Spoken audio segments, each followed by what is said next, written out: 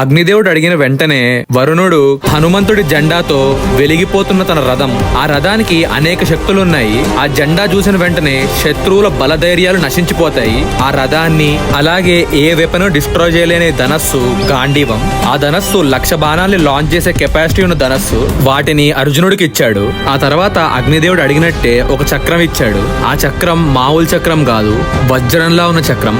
దాని కృష్ణుడికి ఇచ్చి ఇలా అన్నాడు, కృష్ణ, ఈ చక్రం ప్రయోగిస్తే మానవులే కాదు, అధిక శక్తివంతులైన రాక్షస పిశాచ దైత్య పన్నగులలో ఎవరైనా సరే భస్మమైపోవాల్సిందే. దీన్ని ఏ శక్తి ఆపలేదు. శత్రు సంహారం చేసిన వెంటనే ఈ చక్రం తిరిగి నీ దగ్గరకు వచ్చేస్తుంది అని అన్నాడు. కృష్ణార్జునులు వాళ్ళ ఆయుధాలు తీసుకున్నారు, ఒకసారి చూసుకొని ఆ తర్వాత రథం ఎక్కారు.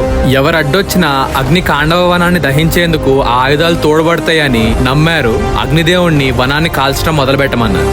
అగ్ని వనాన్ని 4 వైపుల నుంచి చుట్టుముట్టాడు. వనం మధ్యలో కూడా ప్రజ్వలించడం మొదలు పెట్టాడు. వనంలో ఉన్న జంతువులు, పక్షులు, ఇతర జీవులు బయటకు పారిపోవడానికి ప్రయత్నిస్తుంటే అర్జునుడు వాటిని బాణాలతో వధించి వనంలో పడేలా చేశాడు. వాళ్ళ రథం ఒక ఫైర్ అంటుకున్న చక్రం లాగా వనం చుట్టూ తిరిగి ఏ ఒక్క జీవిని పారిపోకుండా చేసింది.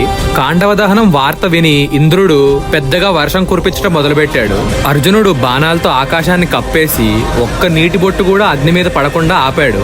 ఇంద్రుడికి ఫుల్ కోపం వచ్చింది. ఆ కోపంతో దేవతలతో కలిసి కృష్ణార్జునుల మీదకి యుద్ధానికి వచ్చాడు. అప్పుడు కృష్ణుడు, అర్జునుడు ఒక పక్క జీవులు వనంలో నుంచి పారిపోకుండా చూస్తూనే మరొక పక్క దేవతలతో అద్భుతమైన యుద్ధం చేశారు.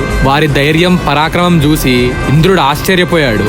మరొక పక్క వాళ్ళు యుద్ధం చేసే విధానం చూసి తక్షకుడు కోపంతో మళ్ళీ రివెంజ్ తీసుకోవడానికి తిరిగి వస్తాను అని చెప్పి వనం నుంచి కురుక్షేత్రానికి వెళ్లిపోయాడు. అప్పుడు ఇంద్రుడు ఈ యుద్ధం అనవసరం, వీళ్ళిద్దరూ నారాయణులు, అజేయులు అని అనిపించి యుద్ధం విరమించాడు. ఆ వనంలో తక్షకుడి నివాసంలో మయుడు అనే అసురుడు ఉన్నాడు. అతడు దానవరాజులకు శిల్పి. అతడు ఈ మంటలు చూసి వనం నుంచి పరిగెత్తుకుంటూ బయటకొచ్చి తనని రక్షించమని అర్జునుడిని వేడుకున్నాడు. అప్పుడు అర్జునుడు అతను క్షమించి వదిలేశాడు. అది చూసి కృష్ణుడు, అగ్నిదేవుడు కూడా అతన్ని చంపకుండా వదిలేశారు. కాండవ దహనం పూర్తయింది. అగ్నిదేవుడికి పూర్వపు ఆరోగ్యం, తేజస్సు తిరిగొచ్చాయి. కృష్ణార్జునులు సాధించిన అసాధ్యమైన మహాకార్యానికి ఇంద్రుడు చాలా ఆనందపడుతూ ఇలా అన్నాడు, మీరు లోకోపకారమైన అద్భుతమైన కార్యం సాధించారు. నేను సంతోషంతో మీకు ఒక వరం ఇస్తున్నాను. ఏం వరం కావాలో కోరుకోండి అని అన్నాడు. అర్జునుడు సమస్త దివ్యస్త్రాలని తనకి ప్రసాదించమన్నాడు.